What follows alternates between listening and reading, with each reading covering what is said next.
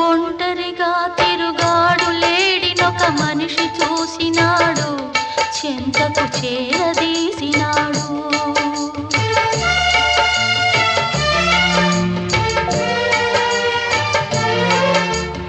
అభము శుభము తెలియని లేడి అతనిని నమ్మింది, తన హృదయం పరిచింది. ఆ తరు